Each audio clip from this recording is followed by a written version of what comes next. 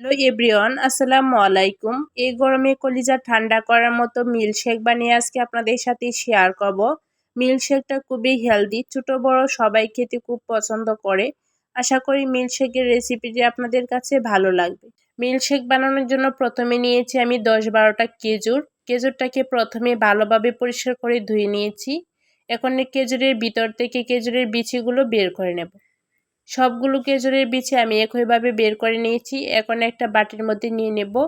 এখন এর মধ্যে দিয়ে দেব 1 কাপ কুসুম গরম দুধ। আমি এখানে কুসুম গরম দুধ দিয়েছি, তার কারণ হলো খেজুরটা তাড়াতাড়ি নরম হয়ে আসবে। আপনাদের হাতের কাছে যদি সময় থাকে তাহলে আপনারা ঠান্ডা দুধও অ্যাড করতে পারেন। এভাবে আধা ঘন্টা রেখেছিলাম, আর আধা ঘন্টা পর দেখেন দুধের কালারটাও চেঞ্জ হয়ে গেছে আর খেজুরটাও আগের থেকে অনেকটা নরম হয়ে গিয়েছে। এখন আমি খেজুর আর দুধটাকে ব্লেন্ড করে নেব। তার জন্য একটা ব্লেন্ডার জারি নিয়ে নেব। এখন এর মধ্যে কিছু উপকরণ অ্যাড করে দেব। এখন এর মধ্যে অ্যাড করে দেব 1/4 কাপ চিনি। এখানে চিনির পরিমাণটা আপনারা আপনাদের পছন্দ মতো নিয়ে নেবেন। আর দিয়ে দেব 1 চিমটি পরিমাণের লবণ। যারা মিষ্টির মধ্যে লবণ খেতে পছন্দ করে না তারা স্কিপ করতে পারেন।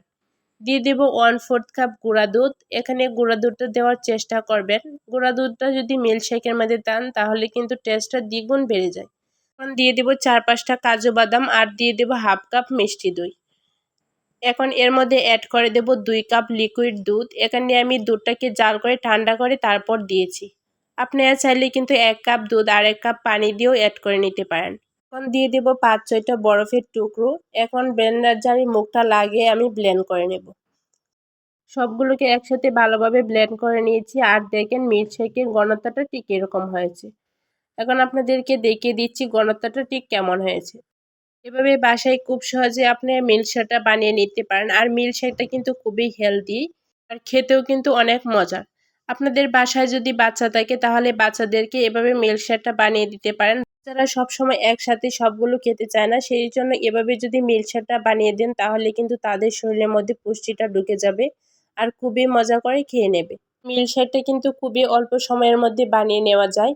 মিল্কশেকের রেসিপিটি আপনাদের কাছে কেমন লেগেছে কমেন্ট করে জানাতে ভুলবেন না। চ্যানেলটি সাবস্ক্রাইব করে লাইক শেয়ার করে পাশে থাকবেন। ভিডিওটি দেখার জন্য ধন্যবাদ সবাইকে।